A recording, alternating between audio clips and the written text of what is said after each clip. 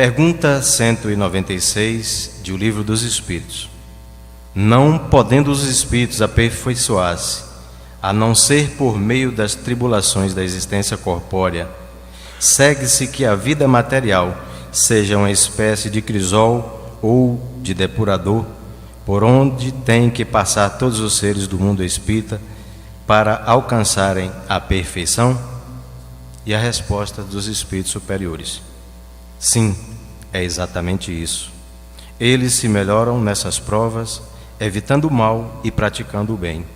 Porém, somente ao cabo de mais ou menos longo tempo, conforme os esforços que empreguem, somente após muitas encarnações ou depurações sucessivas, atingem a finalidade para que tendem.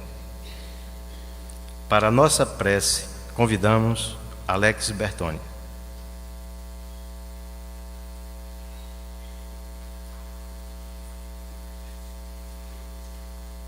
Boa noite a todos.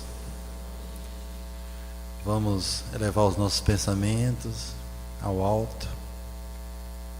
Senhor Jesus, mais um dia feliz, alegre, nesse encontro de almas. E te pedimos as bênçãos, as luzes, para que abra nossos corações e mentes, para que tudo que aqui for proferido nos melhore de dentro para fora. Fica conosco, Senhor, agora e sempre, que assim seja.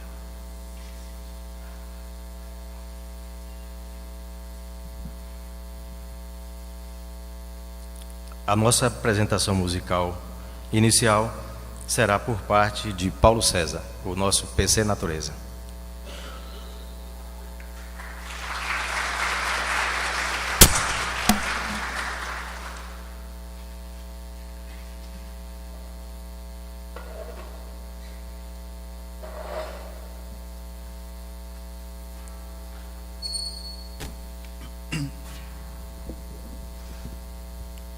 Boa noite a todos. Prazer estar aqui novamente fazendo parte desse evento, né, voltado à Semana Espírita. Isso é muito importante para todos nós. Vou fazer uma canção aqui, se chama Só o Amor, de autoria minha mesmo.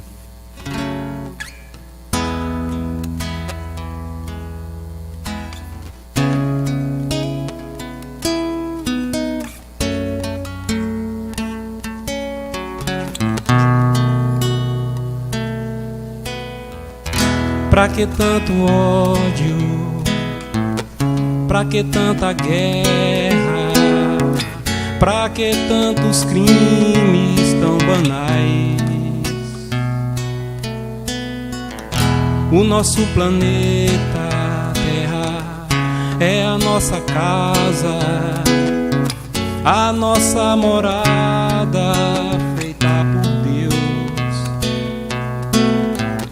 Não podemos destruí-la, tanto ódio só causam feridas. Mas se você quiser, existe uma solução, e é o amor. Mas se você quiser, existe uma solução, e é o amor. Só o amor é a solução para consolar o coração ferido. Só o amor é a solução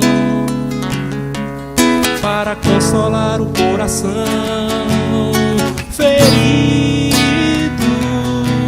Só o amor para compreender, só o amor para se arrepender, só o amor para quem precisa de perdão,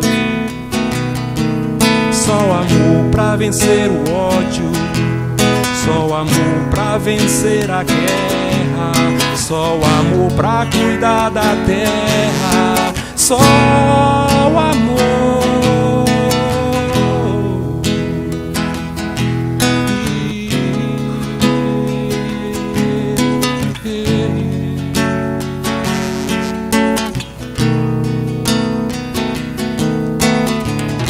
O nosso planeta Terra é a nossa casa, a nossa morada feita por Deus.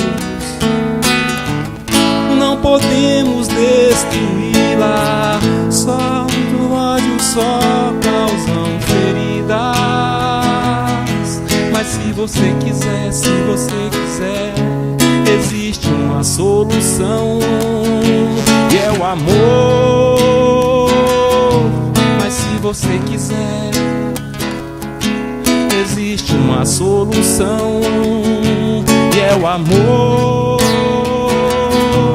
Só o amor, só o amor é a solução para consolar o coração ferido. Só o amor é a solução para consolar o coração ferido. Só o amor para compreender, só o amor para se arrepender, só o amor para quem precisa de perdão. Só o amor para vencer o ódio, só o amor para vencer a guerra, só o amor para cuidar a terra. Só o amor, só o amor, só o amor, só o amor, só o amor.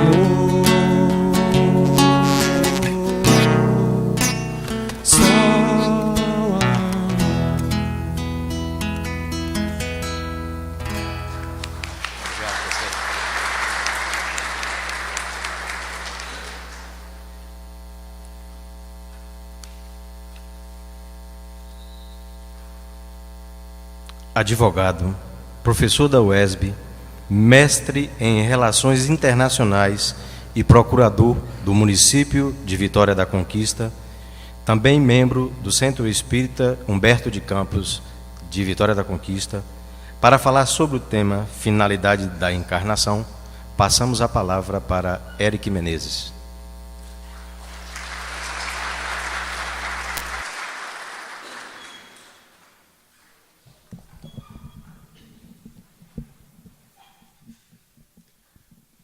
Boa noite, meus queridos irmãos, companheiros ideal espírita, que a paz do nosso Mestre Jesus possa permanecer conosco hoje e sempre.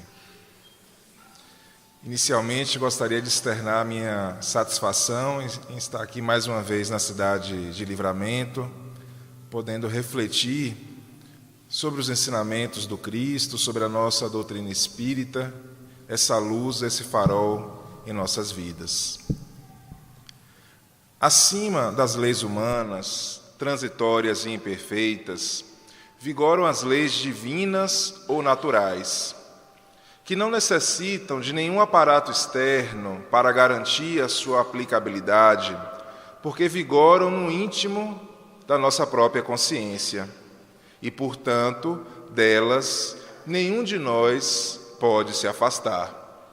Quando cumprimos essas leis divinas ou naturais, nós somos premiados com a paz, com a tranquilidade, inerentes àqueles que estão com a consciência tranquila.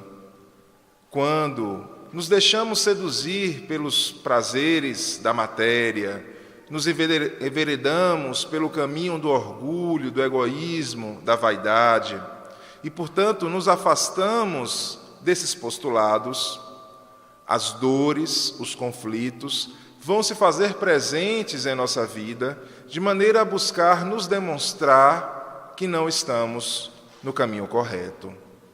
O nosso Mestre Maior, Jesus Cristo, ao ser indagado acerca do mandamento central, do mandamento fundamental das leis divinas ou naturais, nos afirmou de forma peremptória que o amor é o mandamento central. O amar a Deus sobre todas as coisas e ao próximo como a ti mesmo é o grande convite que remanesce até os dias atuais.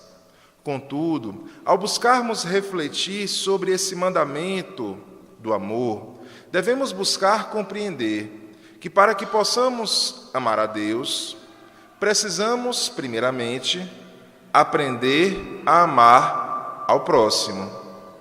E para que possamos amar ao próximo, primeiramente, temos que aprender a nos amar. Temos que aprender a nos aceitar como nós somos, com os nossos defeitos, com as nossas qualidades. O exercício da amorosidade é o convite que remanesce para todos nós. E, nesse sentido, devemos buscar refletir que as leis divinas ou naturais, elas nos impõem a necessidade do progresso. Ela nos impõe a necessidade do crescimento. Assim, quando buscamos cumprir estes mandamentos do amor, nós crescemos de forma harmônica, de forma suave, porque estamos integrados à lei de Deus. Mas, quando nos utilizamos do nosso livre-arbítrio de maneira equivocada e ainda cultivamos os nossos vícios, os nossos defeitos, os conflitos, as dores, as dificuldades se farão presente em nossas vidas, não porque Deus quer nos punir. Deus é amor. As suas leis nos impõem a amorosidade. As dores, os conflitos, as dificuldades se farão presentes em nossa vida para nos demonstrar que não estamos no caminho correto, que há necessidade de olharmos para dentro de nós próprios, passarmos a nossa consciência em revista e buscarmos identificar a raiz, a origem dessas dificuldades, desses conflitos pelos quais estamos passando.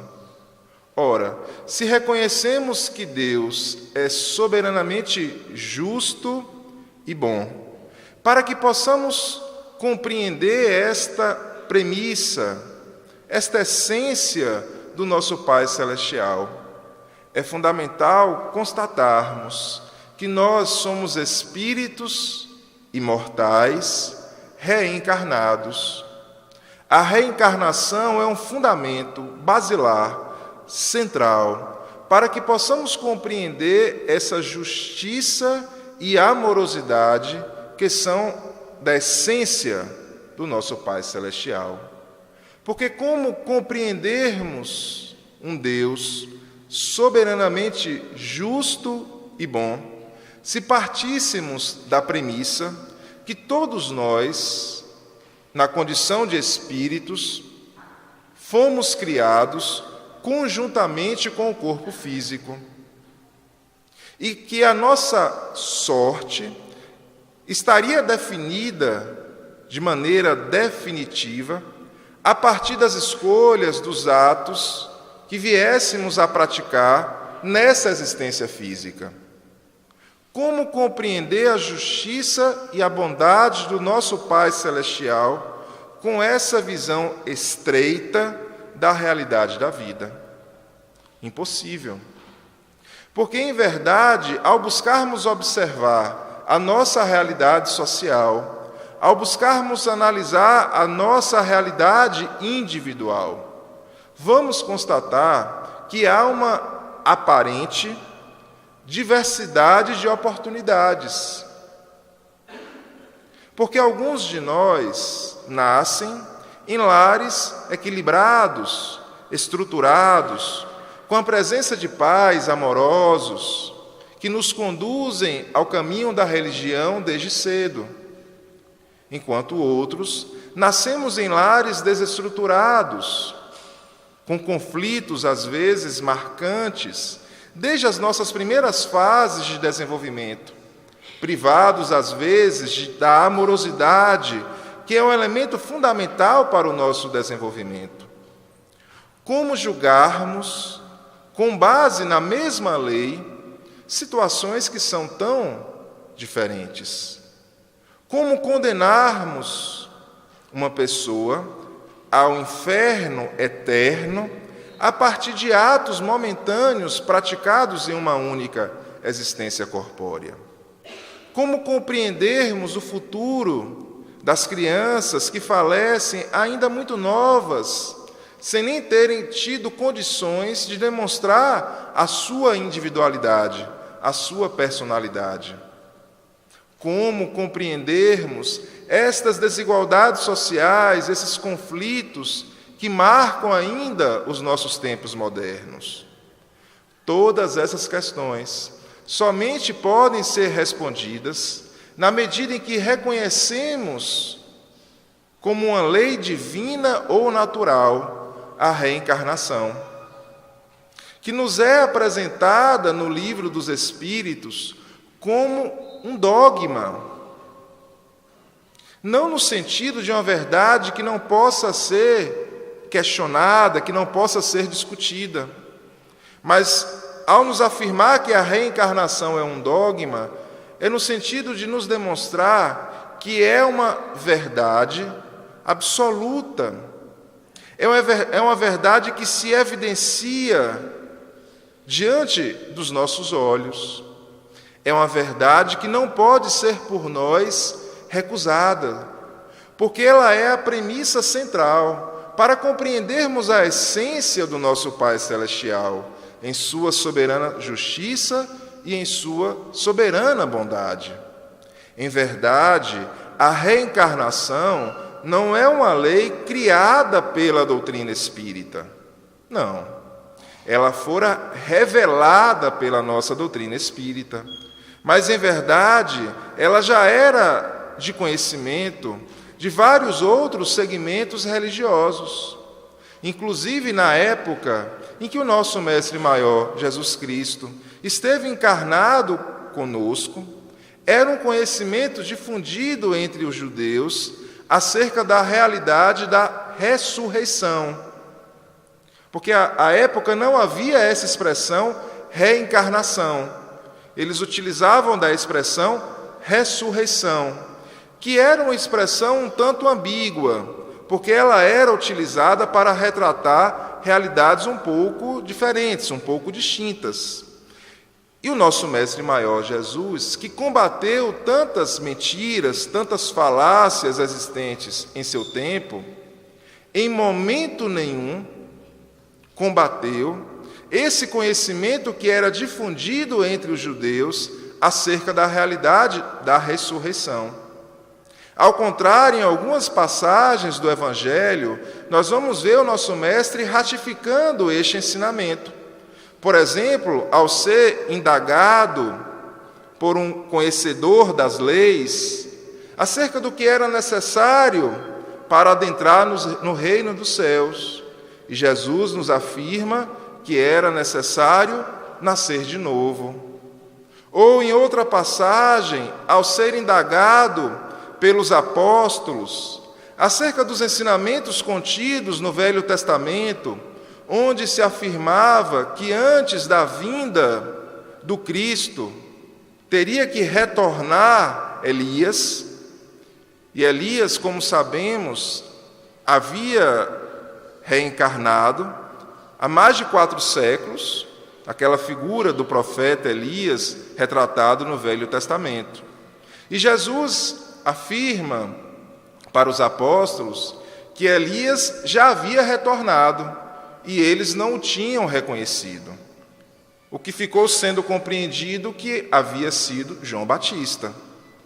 Portanto, Jesus, em algumas passagens, ratifica esta premissa da ressurreição, que em uma linguagem mais apropriada à nossa doutrina espírita, nos demonstrará como sendo a reencarnação, que essa possibilidade que nós temos de passarmos por várias experiências no corpo físico, nas quais nós vamos nos desenvolvendo, nós vamos nos aprimorando de forma paulatina. A nossa doutrina espírita, esse manancial de luz em nossas vidas, nos informa, nos esclarece que na condição de espíritos, todos nós fomos criados como um princípio inteligente, uma centelha divina, criados simples e ignorantes, mas tendo como objetivo final um dia chegarmos à condição de espíritos de luz, espíritos perfeitos. Contudo, como é fácil para nós constatarmos, não é possível chegarmos à perfeição ao término de uma única experiência corpórea.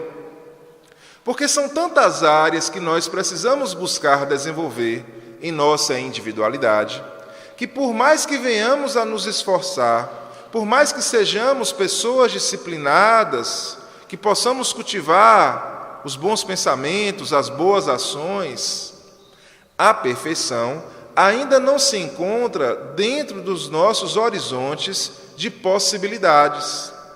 Porque, em verdade, aquilo que imaginamos ser a perfeição, longe está de ser verdadeiramente a perfeição.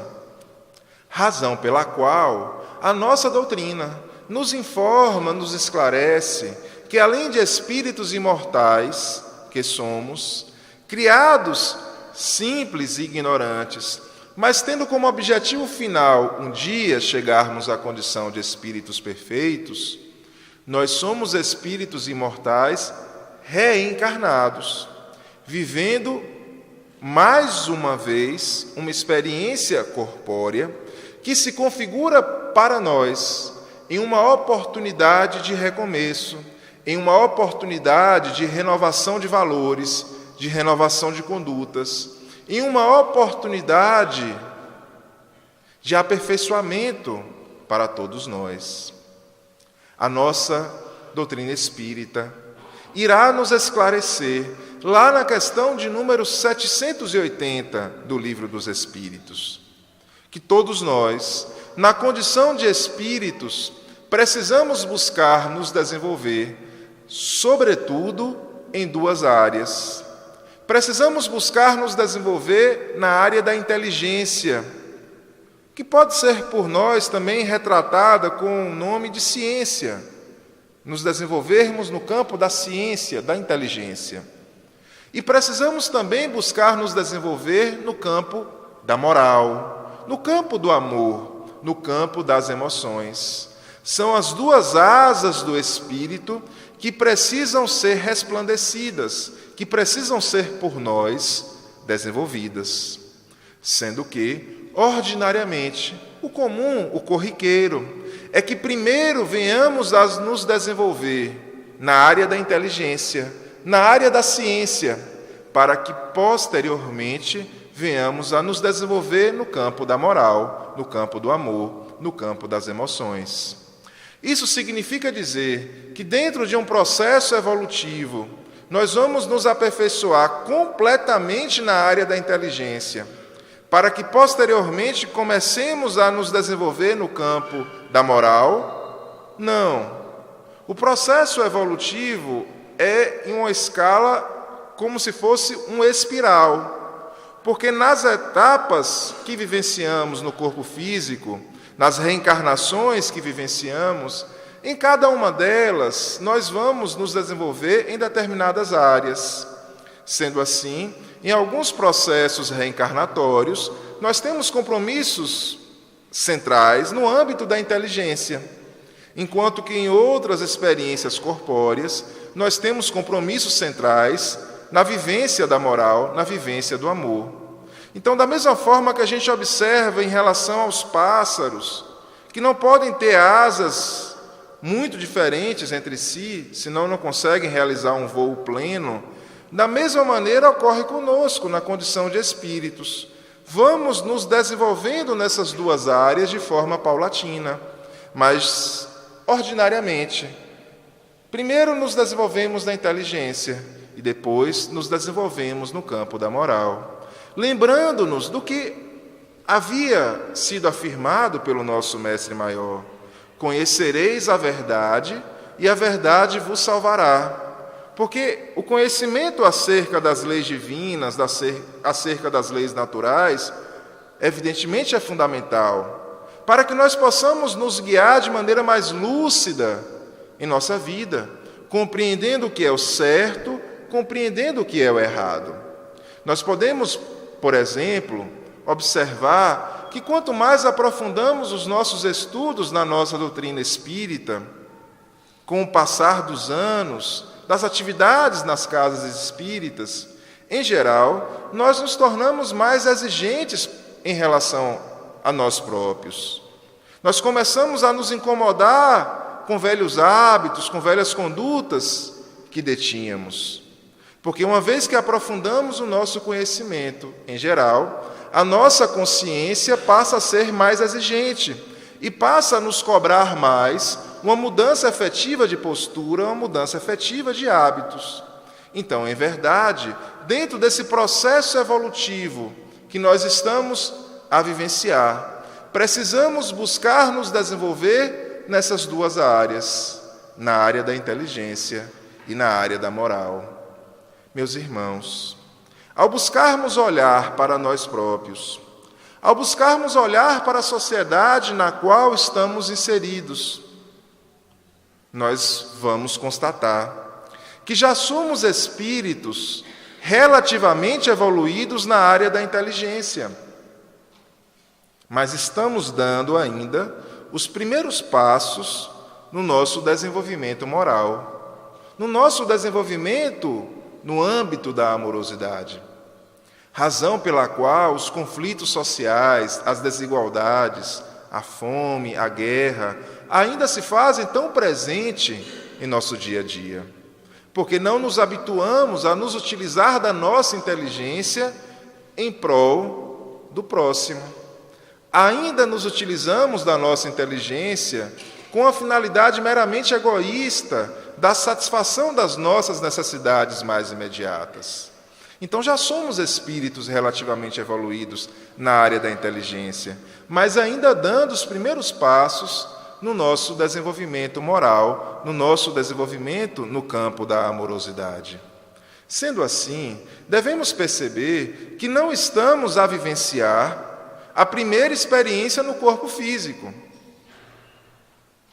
Porque se já somos espíritos relativamente evoluídos na área da inteligência, significa dizer que nós já vivenciamos várias experiências corpóreas, que nós já tivemos várias experiências no corpo físico, nas quais se tornou possível esse nosso aprimoramento nessa primeira área do espírito, que é a área da inteligência. Porque, em verdade, nas nossas primeiras experiências corpóreas, nas nossas primeiras experiências no corpo físico, nós poderíamos ser comparados a crianças que estavam buscando compreender minimamente as leis que regem a vida, que estavam buscando compreender minimamente a si próprio. Nós podemos talvez trazer como ilustração dessas nossas primeiras experiências no corpo físico, lá em relação aos homens da caverna, naquele período ainda primitivo do nosso planeta Terra, onde ainda estávamos aprendendo a utilizar do fogo, compreendendo minimamente as normas que devem reger um processo alimentar. Ali, em verdade, se configuravam as primeiras experiências no corpo físico, buscando nos desenvolver nessa primeira área, que é a área da inteligência. E talvez já saindo dessas etapas iniciais, do desenvolvimento mínimo na área da inteligência, nós podemos trazer como exemplo a figura dos índios, dos silvícolas, quando, por exemplo, o nosso Brasil foi descoberto há 500 anos atrás, mais de 500 anos atrás. Já éramos, naquele momento, espíritos saindo desse processo de infância, de desenvolvimento rudimentar da inteligência. Nessas primeiras fases do nosso desenvolvimento espiritual, nós somos conduzidos, nós somos tutelados pelas leis divinas ou naturais de maneira mais próxima, da mesma maneira que acontece em relação a nós, na condição de pais, no tratamento que damos aos nossos filhos recém-nascidos. Evidentemente, nós buscamos cuidar de maneira muito mais próxima deles, porque eles precisam de uma atenção especial dos pais. Da mesma maneira acontece conosco, na condição de espíritos, nessas fases iniciais do nosso desenvolvimento, onde nós somos tutelados pelas leis divinas ou naturais, basicamente através dos instintos. E aí a gente tem uma afirmação que é popular, né, que os instintos nunca falham, porque em verdade é a maneira como as leis divinas ou naturais se revelam nesse processo inicial do nosso desenvolvimento espiritual. Mas na medida em que evoluímos no âmbito da inteligência, vai se desenvolvendo em nós, espíritos, uma potencialidade, um atributo da alma extremamente importante para nossas vidas, que é o livre-arbítrio, que é essa capacidade que nós temos de realizar escolhas, de tomarmos decisões.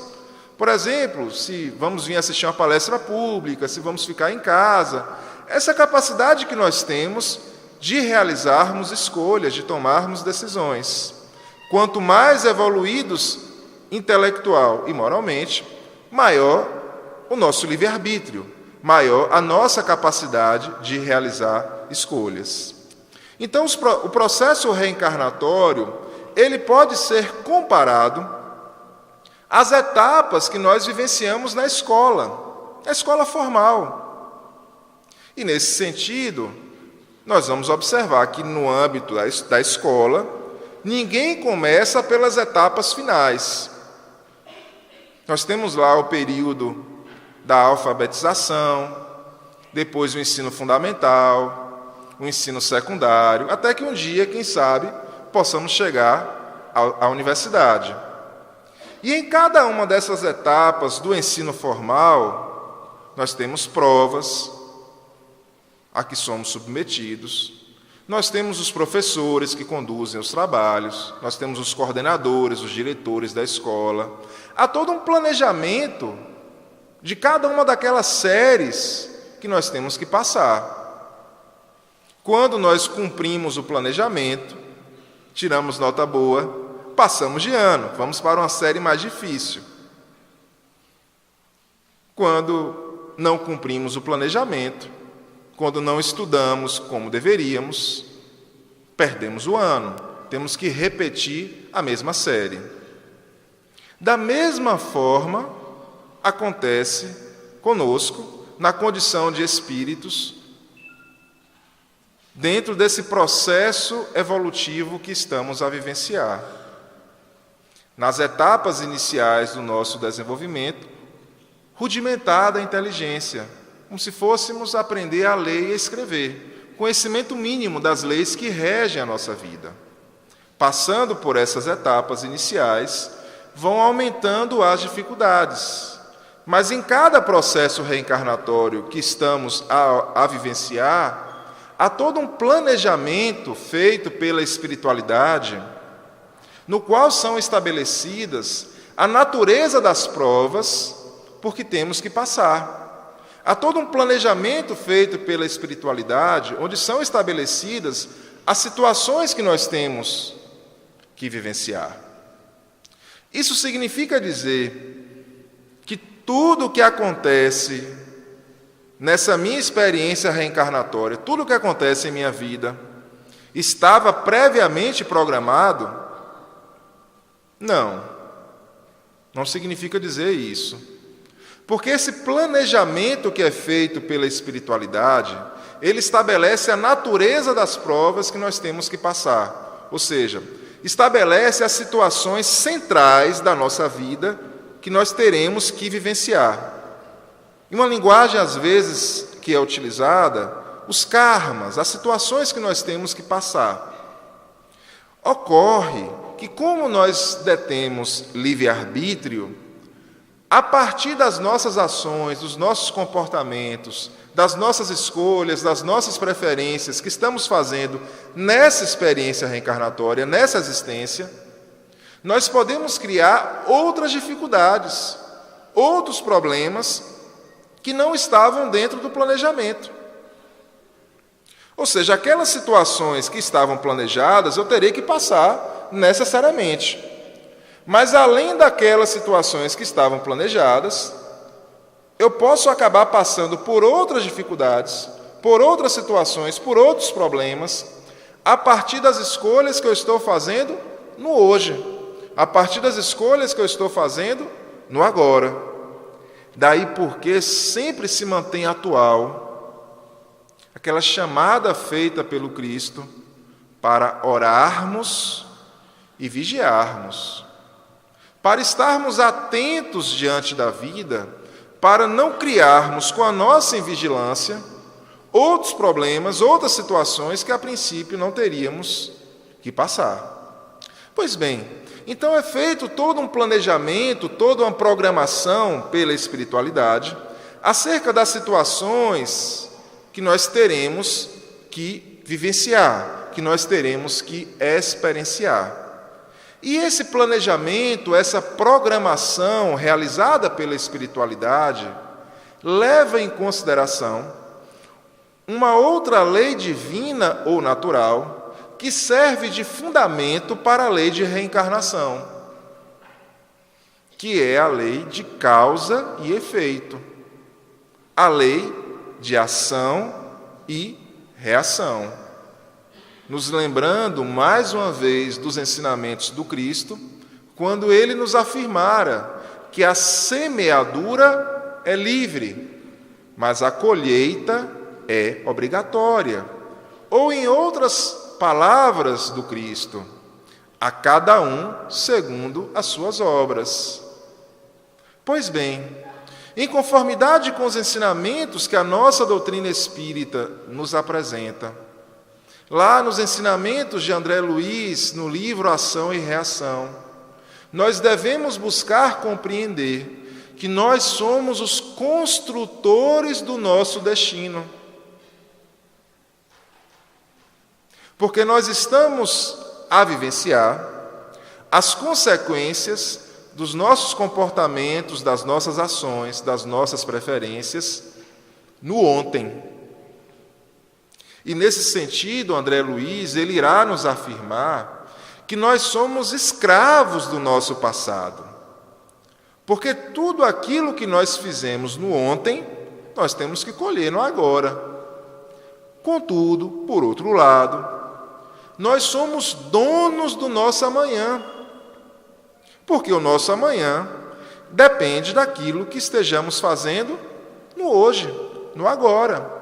Então, se estamos passando por dificuldades, por problemas, por conflitos, e isso é muito natural em nossas vidas, urge que possamos compreender que o caminho deve ser o da vivência do amor. Porque vai ser através da prática da caridade, do exercício do bem, que nós vamos construindo para nós um amanhã mais ditoso, um amanhã mais sereno, um amanhã mais feliz, um amanhã mais tranquilo. Portanto, nós somos os construtores do nosso destino. E nesse sentido, cabe a nós afirmar que nós, espíritas, não podemos e não devemos nos achar injustiçados. Não devemos adotar diante da vida uma postura de vitimização, porque nós temos a plena certeza que Deus é soberanamente justo e bom. Não há espaço, portanto, dentro das leis divinas ou naturais para a injustiça. Não há espaço dentro das leis divinas ou naturais para o acaso. E, portanto, quando estamos adotando, diante da vida, uma postura de vitimização, achando que estamos sendo injustiçados, que as pessoas não estão reconhecendo o valor que nós temos, que as pessoas estão agindo para conosco de forma correta, de forma errada, nós estaremos perdendo uma oportunidade evolutiva. Porque nós compreendemos que as dores, os conflitos, as dificuldades, eles não são um instrumento punitivo. Não é uma questão de que estamos sendo punidos, não é isso. As dores, os conflitos, as dificuldades são uma oportunidade de mudança, uma oportunidade de renovação. Porque, em verdade, quando as coisas estão tranquilas, quando as coisas estão serenas em nossas vidas, muitas vezes, ao invés de abraçarmos o trabalho na causa do Cristo, ao invés de buscarmos fazer o bem, de nos tornarmos pessoas mais caridosas, muitas vezes, nessas situações, nós subimos no tablado e nos achamos melhores do que os nossos irmãos. E começamos a julgar os nossos parentes, os nossos familiares, que estão passando por dificuldades e nós não. Começamos a apontar os defeitos dos outros. E com isso, ao invés de aproveitarmos essa oportunidade para crescermos, nós nos deixamos seduzir pelos nossos vícios, pelos nossos defeitos. E aí, quando as dificuldades, quando os conflitos se apresentam em nossas vidas, é uma oportunidade para que possamos parar e olharmos para dentro de nós próprios e buscarmos refletir por que estamos vivenciando aqueles problemas, por que estamos passando por essas situações. Nesse sentido, os conflitos, as dificuldades, são sim uma grande oportunidade de renovação de valores, de mudança de hábitos, de construção de um novo horizonte. Mas se passamos pelas dificuldades, pelos conflitos, pelos problemas, e adotamos uma postura de queixa diante de Deus, diante do próximo, achando que todo mundo está errado e só a gente está certo, o que é que vai acontecer? Nós não vamos aprender nada com esses problemas. E certamente teremos que passar por mais dificuldades no amanhã, até que possamos cair em nós próprios e quebrar o nosso orgulho, quebrar a nossa vaidade e percebermos que nós não somos melhores do que ninguém. Portanto, nós espíritas não devemos, em hipótese nenhuma, nos acharmos vítimas de qualquer situação. Porque ainda que alguns problemas que eventualmente estejamos a passar possam não ter a sua origem nas escolhas, nas ações, nos atos que estejamos fazendo nessa experiência no corpo físico, ainda que nem sempre a origem esteja nessa experiência no corpo físico, mas se não está nessa experiência, com certeza está nas experiências anteriores. Nós estamos, com absoluta certeza, colhendo aquilo que plantamos. Ora, se não estamos gostando da colheita, é fundamental que possamos, de agora em diante, plantar algo diferente. Plantar o amor, plantar o bem. Buscarmos envidar os nossos esforços para fazer resplandecer o nosso lado luz, para buscar desenvolver as nossas qualidades, as nossas potencialidades divinas. Porque quanto mais nos esforçamos para fazer resplandecer o nosso lado luz, menos espaço vai tendo em nossas vidas para os nossos vícios, para as nossas dificuldades, para os nossos defeitos.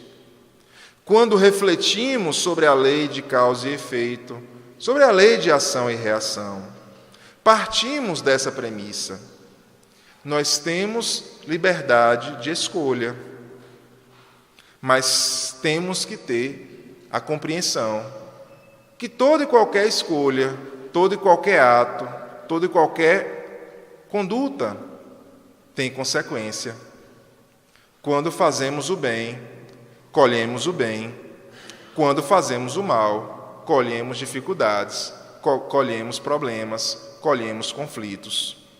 Isso significa dizer que se eu fizer uma conduta errada hoje, amanhã eu vou sofrer as consequências do meu ato?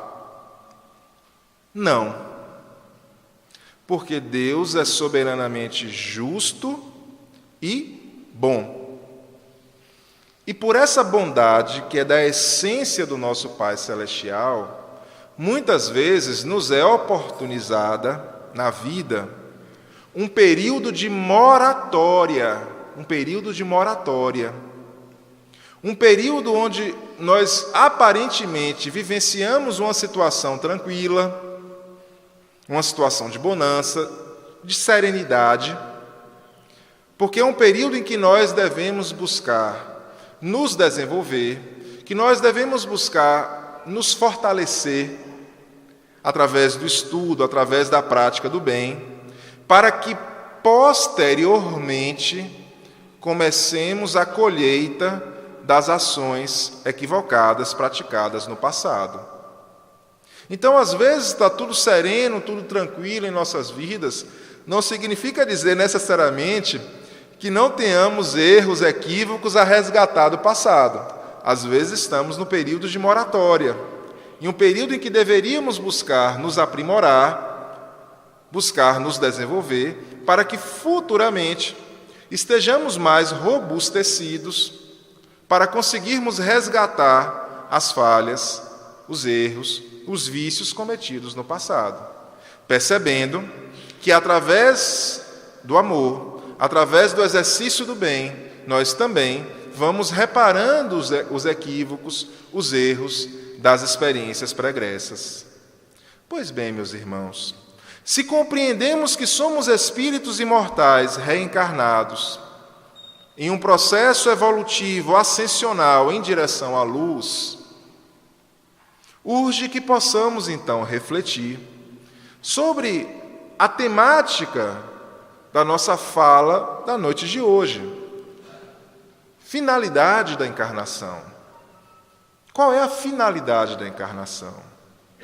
Qual é a finalidade das nossas vidas?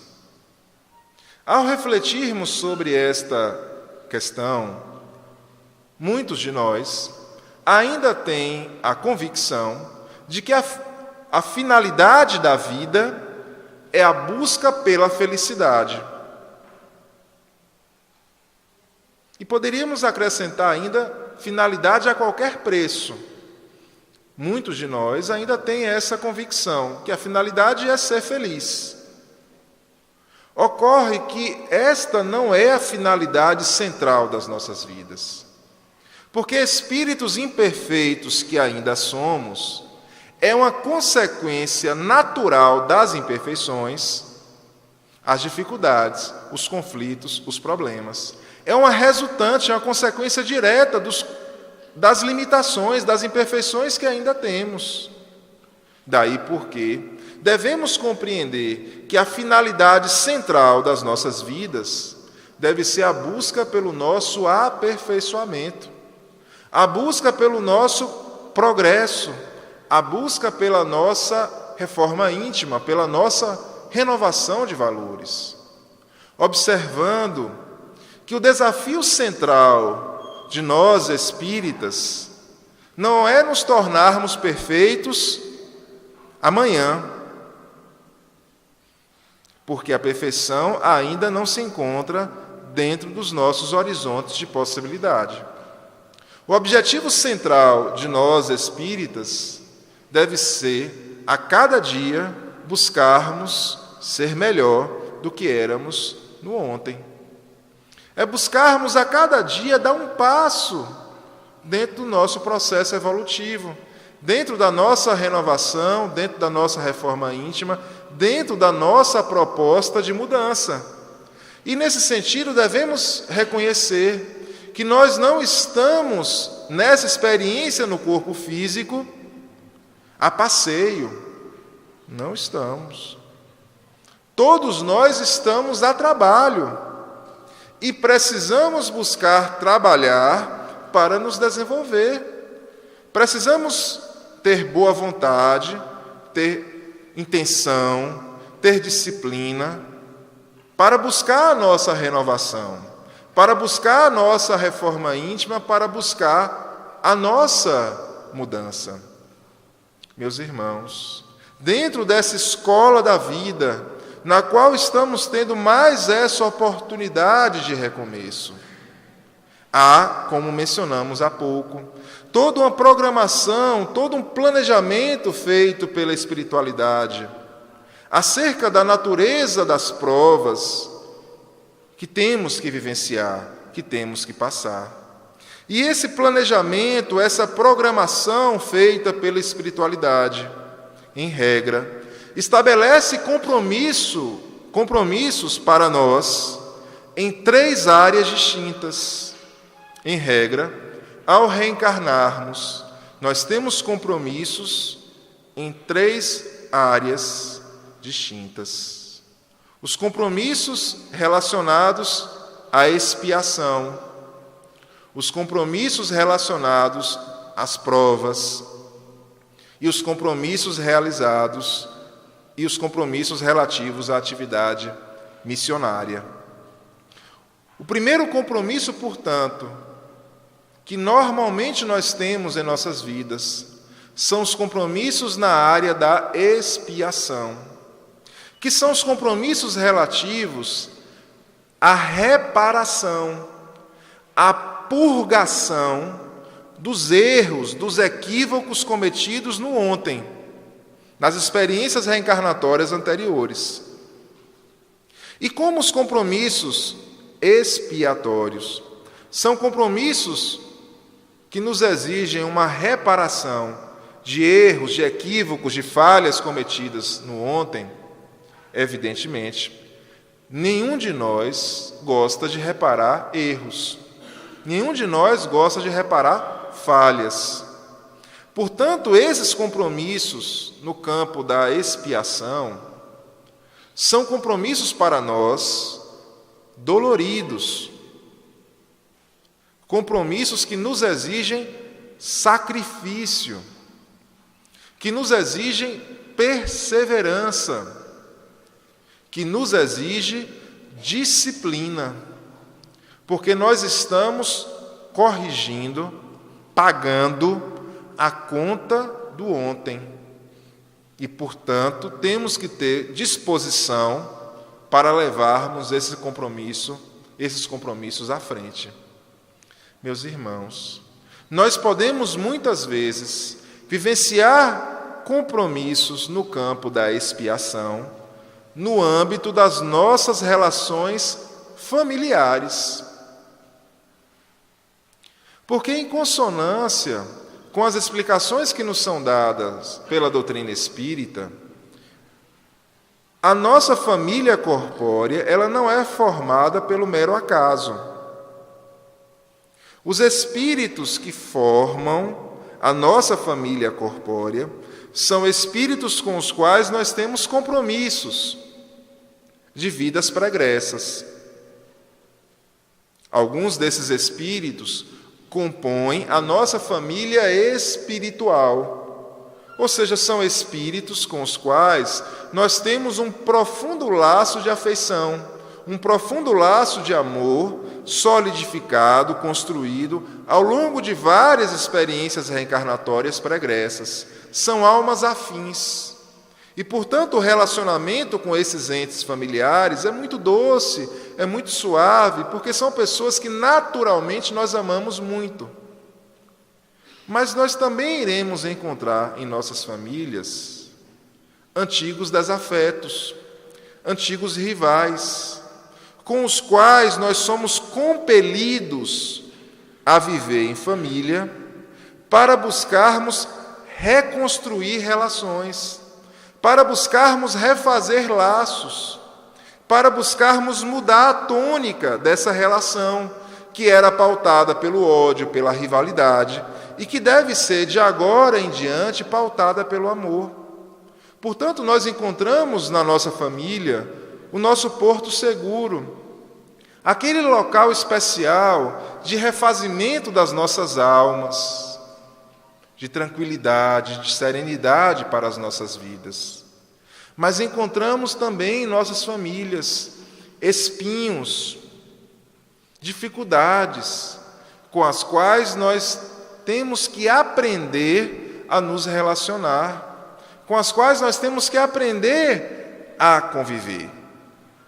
Ao analisarmos a questão das famílias, é fundamental percebermos que no âmbito das relações familiares não importa identificar quem está certo e quem está errado. Essa é uma análise que não interessa no âmbito das relações familiares. Porque como as relações entre os espíritos que compõem a nossa família são relações muito complexas, porque foram construídas ao longo de várias experiências reencarnatórias, normalmente, quem está certo nessa experiência reencarnatória estava errado na experiência anterior. Em outras palavras, em geral, aquele ente familiar que nos causa dificuldade, que nos causa problema, que nos causa conflito, normalmente, nas experiências anteriores, fomos nós que criamos dificuldades, problemas, conflitos para eles. E estamos no hoje, no agora, a reparar, a purgar os erros, as falhas do ontem. E nesse sentido, é fundamental percebermos que esses compromissos no campo da expiação nos exigem muita perseverança. Não adianta buscarmos uma solução imediatista. Não adianta compreendermos que nós vamos vir para a casa espírita, assistir uma palestra, ler um livro e que nossos problemas nessa área estarão solucionados. Não é assim que se processam as coisas. Esse lenitivo das palestras públicas, dos livros, eles servem para nos fortalecer, para nos dar bom ânimo, para que possamos olhar essas dificuldades da vida com uma nova perspectiva. Mas nós teremos que continuar vivenciando essas dificuldades, às vezes por muitos anos, porque para conseguirmos conquistar a confiança desses entes familiares, desses antigos desafetos, há necessidade de muita perseverança, há necessidade de muito amor, de muita abnegação em nossas vidas. No livro Vivências Familiares, Divaldo Pereira Franco, ele nos traz um relato da sua própria família corpórea, onde ele nos afirma que uma de suas irmãs, desde muito nova, começa a relatar para Divaldo como não gostava de seu pai, como odiava o seu pai. E na medida em que eles se desenvolvem, que entram na adolescência, essa irmã começa a falar para Divaldo que tinha vontade de assassinar, de matar o seu pai. E Divaldo começa a conversar com ela, a dialogar com ela, buscando demonstrar como o pai era uma pessoa responsável, amorosa, se dedicava à família de forma plena. E essa irmã, irredutível, naquele ódio, naquele desejo de vingança em relação ao pai. O que gerava uma dificuldade familiar enorme, não apenas na relação dela para com o pai, mas para com os irmãos e com a própria mãe.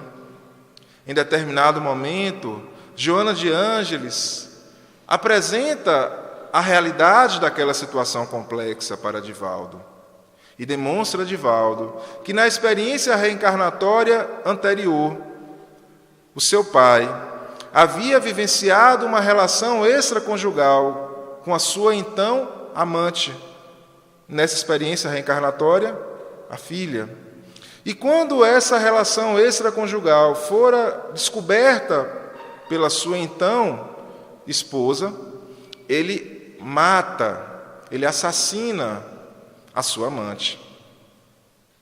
E aquele espírito desencarna, nutrindo um profundo desejo de vingança, de ódio em relação àquele agressor.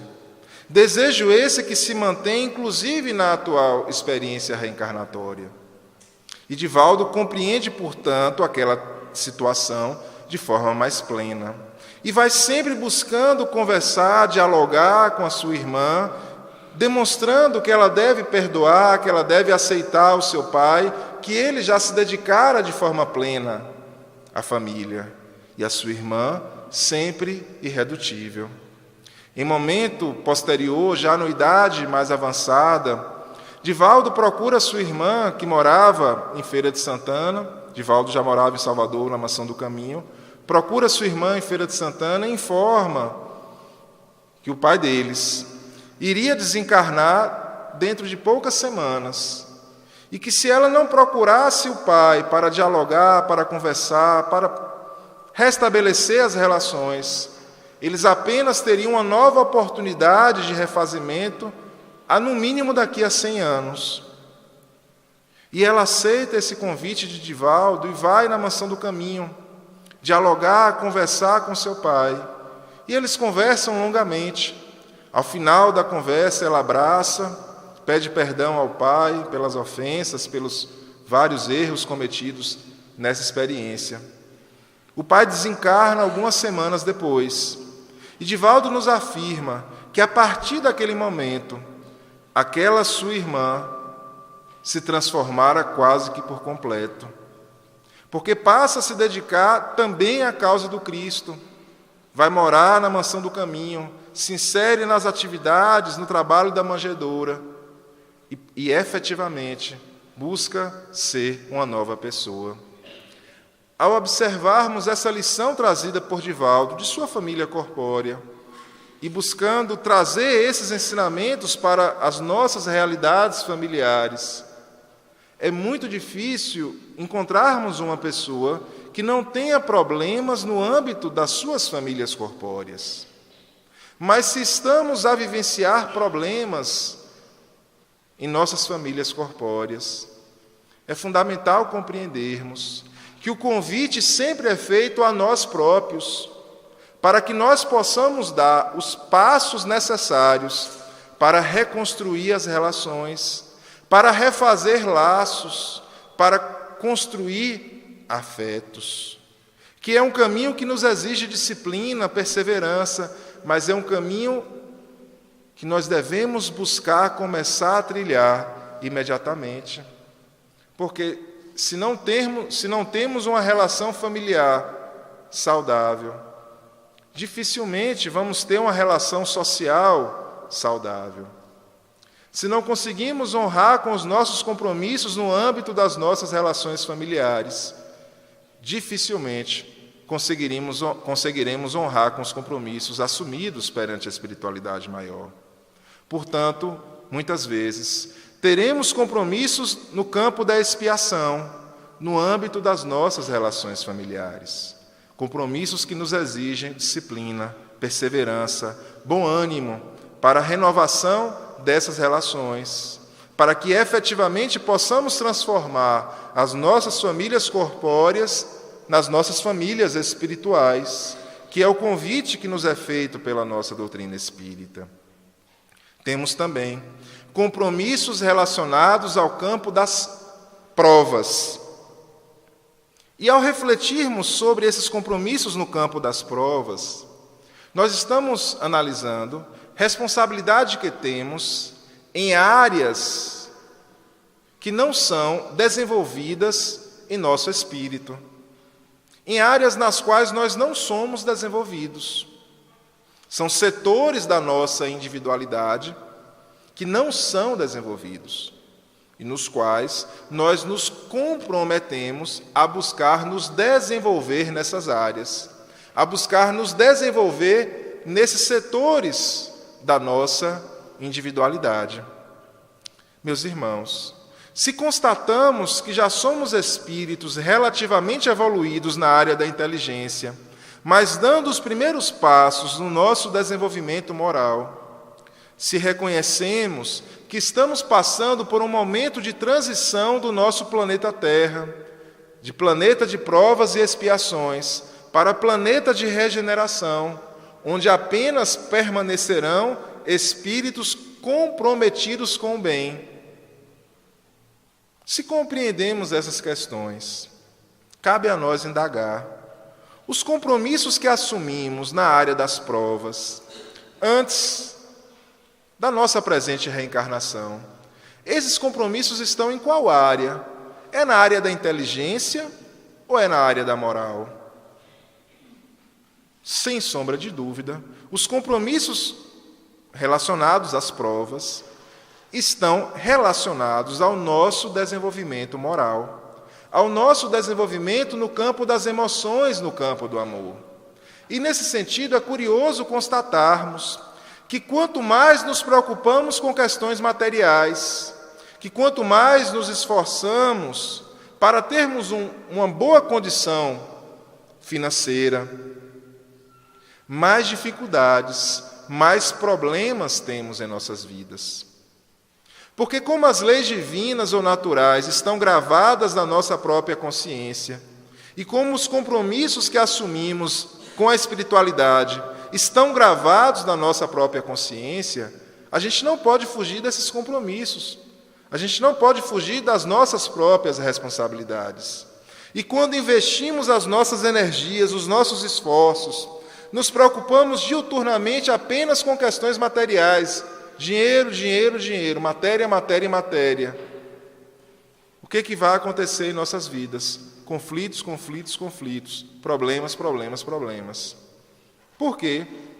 Para nos demonstrar que não estamos no caminho correto, para buscar nos chamar a atenção que precisamos observar uma outra área da nossa individualidade, que é por nós desprezada, que é por nós esquecida, que é a área da moral, que é a área do amor, que é a área das emoções, que é a área da afetividade. E como uma área nova que nós precisamos desenvolver, esse desenvolvimento nos exige esforço, nos exige disciplina, nos exige perseverança, porque nós estamos buscando o nosso desenvolvimento em outra área da nossa individualidade. Portanto, é fundamental percebermos esse momento especial por que passa a nossa humanidade, esse momento especial por que passa o nosso país, para identificarmos os compromissos que temos diante da vida, para identificarmos quais devem ser verdadeiramente as nossas metas, os nossos objetivos na presente existência. E temos também compromissos, responsabilidades no campo das missões. E ao afirmarmos que temos compromissos na área das missões, na área missionária, não significa dizer que sejamos espíritos missionários. Porque, em verdade, ordinariamente, nós somos espíritos imperfeitos, cujos compromissos centrais estão relacionados às provas e às expiações. Essas são as nossas responsabilidades centrais. Mas, além das provas e das expiações, nós temos também compromissos no campo missionário, ou seja, compromissos em buscarmos atuar em áreas que nós já somos relativamente desenvolvidos, em buscar fazer resplandecer o nosso lado luz, em buscar fazer resplandecer os nossos atributos, as nossas potencialidades divinas. Ao buscarmos refletir sobre essas responsabilidades que temos no campo missionário, logo nos vem à mente espíritos como Divaldo, como Chico, como Francisco de Assis, como Madre Teresa de Calcutá, espíritos missionários que se dedicaram à causa do Cristo na sua integralidade. E ao analisarmos esses exemplos, chegamos à constatação que não temos condições de realizar um trabalho semelhante. E, em regra, é verdade essa afirmação. Contudo, isso não significa dizer que não tenhamos compromissos missionários. Porque, em verdade, os compromissos que temos nessas áreas, normalmente, estão nas pequenas coisas da vida. Estão em questões muito simples, que às vezes a gente nem dá atenção, mas que são extremamente preciosas para o nosso desenvolvimento, para o nosso futuro. Mais uma vez, como não refletirmos sobre os compromissos que temos muitas vezes no campo missionário, no âmbito das nossas relações familiares, em buscarmos servir de exemplo, em buscarmos nos dedicar integralmente à nossa família, em buscarmos fazer resplandecer as nossas qualidades, os nossos atributos, no âmbito das nossas relações familiares. Sim, todos temos compromissos nessa área, no campo missionário, que é buscarmos atuar em áreas que nós já somos relativamente evoluídos, em áreas em que nós já somos relativamente desenvolvidos. Há pouco mais de 3 meses, eu estava indo dar uma aula na UESB, um dia muito frio em Vitória da Conquista, uma aula cedo, 7h30 da manhã. Cheguei na sala de aula, não tinha nenhum aluno. Esperei uns 10, 15 minutos, não apareceu nenhum aluno, estava retornando para o centro da cidade. Quando passo em frente à universidade, vejo uma senhora carregando uma moça que não conseguia andar, tinha claramente alguma paralisia. Eu confesso os meus defeitos, eu não sou muito de dar carona, mas aquela situação me sensibilizou profundamente. Eu parei o carro, ofereci uma carona para aquela senhora e ela aceitou. E nós fomos dialogando no carro. E ela me falando que aquela moça que ela estava carregando, que estava no carro com a gente, era sua filha. Ela não conseguia andar, tinha paralisia desde a infância, não conseguia falar, não conseguia se comunicar, mas que era uma luz na vida dela. Que depois de uma vida muito difícil, de luta, condições econômicas desfavoráveis, elas moravam em Cândido Sales, a filha estava fazendo faculdade de biologia. E como ela não conseguia andar nem conversar, a mãe, todos os dias, assistia aula com ela e levava ela para a faculdade. E naquele momento ela estava levando a filha para a fisioterapia no centro da cidade. E a mãe falava dessa situação com alegria, com a felicidade, com o orgulho da filha que estava fazendo faculdade, que contagiava qualquer um de nós. E ao observarmos essa situação, talvez nos sirva para esclarecer a diferença que nós podemos ter no âmbito das nossas relações familiares entre um compromisso missionário e um compromisso expiatório. Porque nos compromissos missionários nós fazemos com amor. E é algo para a gente suave, sereno, a gente não reclama de nada, a gente vê aquela situação com os olhos próprios da amorosidade. Enquanto que nos compromissos da expiação, nós reclamamos, achamos tudo difícil, só enxergamos defeitos. Portanto, nós podemos passar pela mesma situação, mas com olhares muito distintos. E como detemos livre-arbítrio, como detemos capacidade de realizar escolhas, nós podemos sim reconstruir as nossas relações com os nossos familiares. De relações que inicialmente eram difíceis, para quem sabe chegar um dia nesse estágio dessa senhora, que se dedicava de corpo e alma a cuidar da filha com amorosidade, com afeto inimaginável. Este é o convite que a nossa doutrina espírita nos faz. Não podemos mudar o nosso passado, mas podemos sim reconstruir o nosso amanhã, a partir das ações, a partir das opções, a partir das escolhas que estamos fazendo agora. Compreendendo que somos espíritos imortais reencarnados, que ao renascermos, trouxemos toda a bagagem constituída das nossas experiências pregressas, bagagem alicerçada nas qualidades que foram desenvolvidas nessas experiências anteriores, mas alicerçada também nos nossos vícios, nos nossos defeitos, nas nossas fraquezas. E que, portanto, somos seres complexos, porque temos um lado luz, mas temos um lado sombra também. Mas podemos, sim, a partir das nossas opções, a partir das nossas escolhas, buscarmos investir as nossas energias no desenvolvimento das nossas qualidades, no desenvolvimento do nosso lado luz, das nossas potencialidades divinas. E quanto mais buscamos nos desenvolver no âmbito da amorosidade, buscamos resplandecer os nossos atributos, as nossas potencialidades, menos espaço vai tendo em nossa individualidade para os nossos defeitos, para os nossos vícios, para as nossas fraquezas.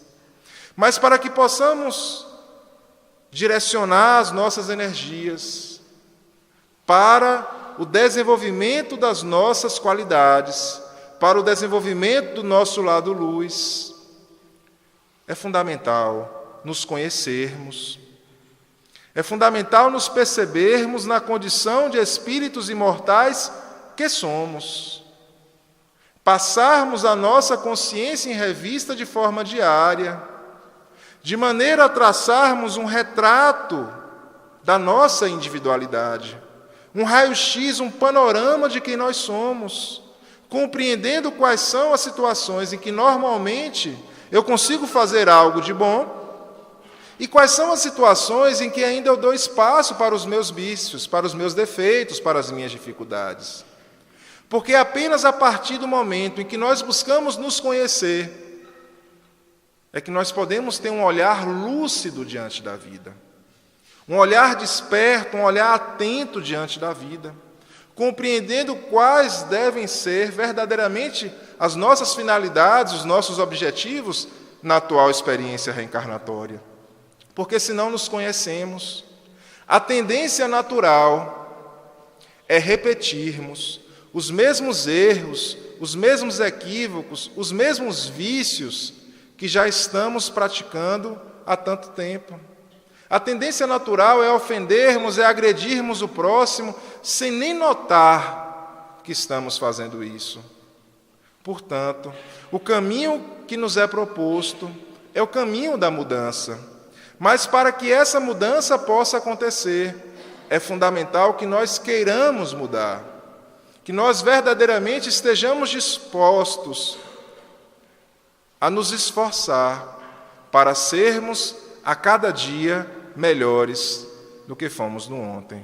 Muita paz, muito obrigado a todos.